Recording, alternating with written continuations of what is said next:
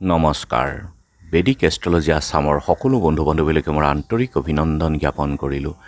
লৈ আহিছোঁ আপোনালোকলৈ অন্য এক ভিডিঅ'। বন্ধু বান্ধৱীসকল, মই আগতেই আলোচনা কৰি আহিছোঁ যে গ্ৰহসমূহে এক নিৰ্দিষ্ট সময়ৰ ভিতৰে এটা ৰাশিৰ পৰা আন এটা ৰাশিলৈকে ৰাশি পৰিৱৰ্তন কৰি থাকে।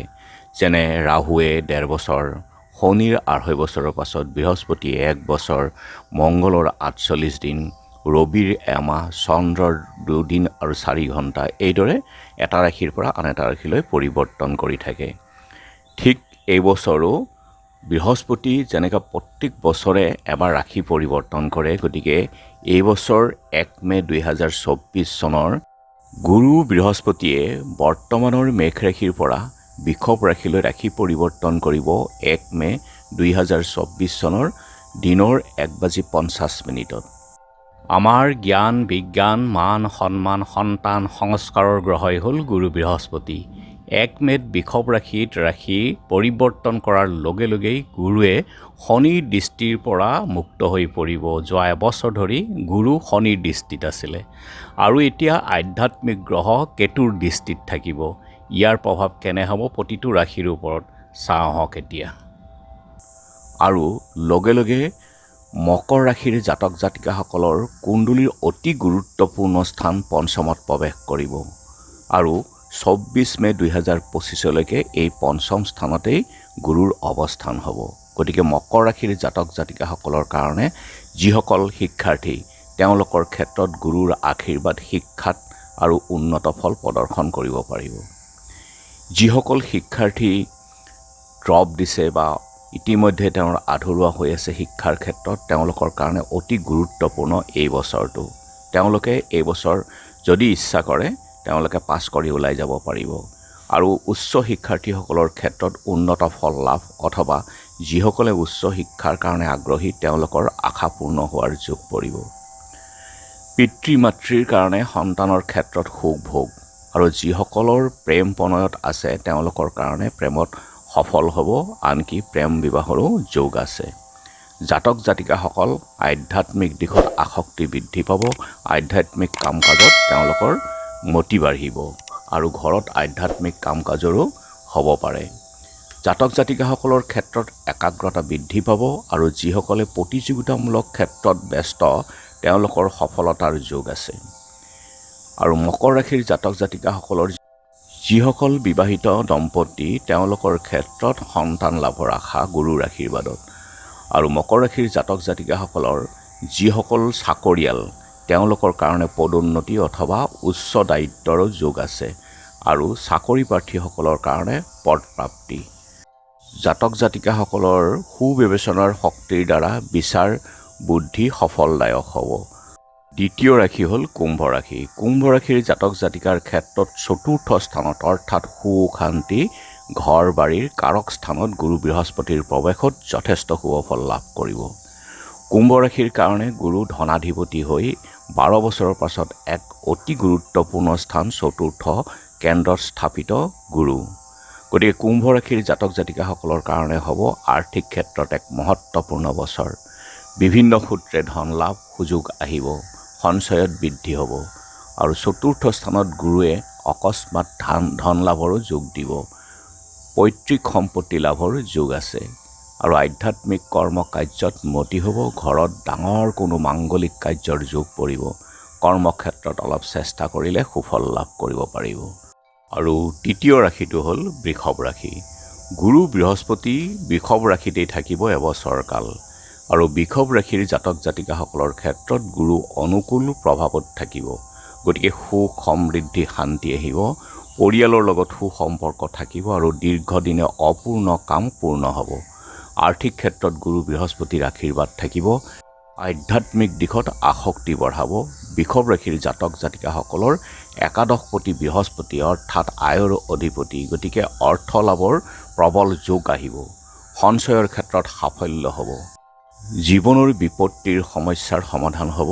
সন্তানৰ উন্নতিত সুখ লাভ, বন্ধুবৰ্গৰ লগত তীৰ্থযাত্ৰাৰ যোগ। আৰু প্ৰতি বৃহস্পতিবাৰে বৃষভ ৰাশিৰ জাতক জাতিকাসকলে কপালত এটা চন্দনৰ ফোঁট লওক আৰু এগছি ঘি চাকি জ্বলাই ওম নমো ভগৱতে বাসুদেৱায় 108 বাৰ জপ কৰক তুলসীৰ মালাৰে। নিশ্চয় গুৰুৰ আশীৰ্বাদ লাভ কৰিব এই এবছৰ কাল।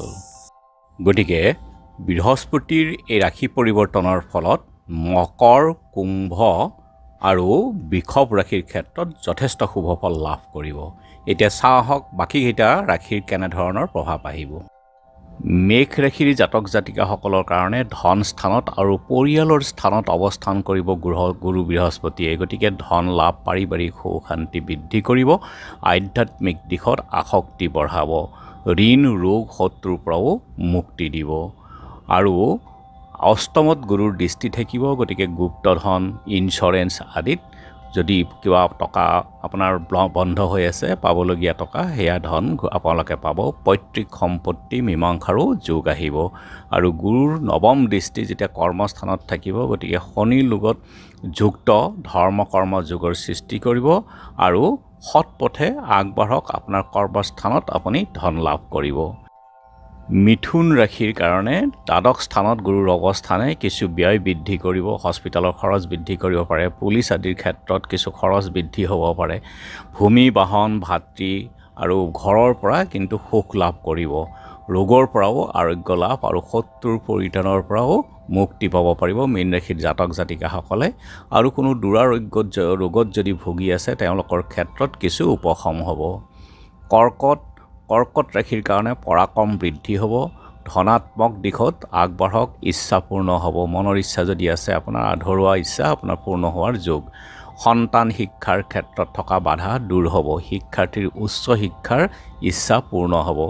আৰু বিবাহ উপযুক্ত প্ৰাৰ্থীসকলৰ ক্ষেত্ৰত বিবাহৰ যোগ, ব্যৱসায়ৰ ক্ষেত্ৰত মনৰ পচন্দৰ বন্ধু লাভ পাব। সিংহৰ দশম স্থান অৰ্থাৎ আমাৰ কৰ্মস্থানত গুৰুৰ প্ৰৱেশ। গতিকে ধাৰ্মিক পথাৰে কামত আগবাঢ়ক। কৰ্মস্থানটোৰ কাৰক গ্ৰহ হ'ল শনি। গতিকে ধৰ্ম কৰ্মৰ যোগ সৃষ্টি কৰিব। গতিকে সৎ কৰ্মৰে পদোন্নতি লাভ পাব আৰু কৰ্ম প্ৰত্যাশীসকলৰ কাৰণেও কৰ্মৰ যোগ হ'ব। বৃহস্পতিৰ কৃপা থাকিব যান বাহন, ভূমি বাৰী আৰু মাতৃৰ সুখ স্থানত। গতিকে সুখ সমৃদ্ধি বৃদ্ধি পাব। অতিমাত্ৰা খাদ্য ভোজনৰ আসক্তি বাঢ়িব। গতিকে নিজক অলপ সংযম কৰক। পাৰিবাৰিক ক্ষেত্ৰত সুখ শান্তি, পাৰিবাৰিক আৰু ধাৰ্মিক যাত্ৰাও হ'ব। ধন প্ৰাপ্তিৰ যোগো আছে আৰু দীৰ্ঘদিনীয়া ৰোগৰ আৰু ঋণৰ পৰা পৰিত্ৰাণ পাব।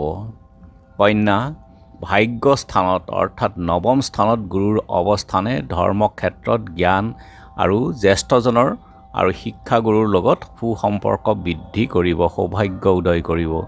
বৃহস্পতিৰ পঞ্চম দৃষ্টি ৰাশিত থাকিব। গতিকে স্বাস্থ্যৰ উন্নতি হ'ব, যোগ প্ৰণয়নৰ দ্বাৰা সুফল লাভ কৰিব, মান সন্মান বৃদ্ধি আৰু সামাজিক প্ৰতিষ্ঠা লাভৰো যোগ আছে।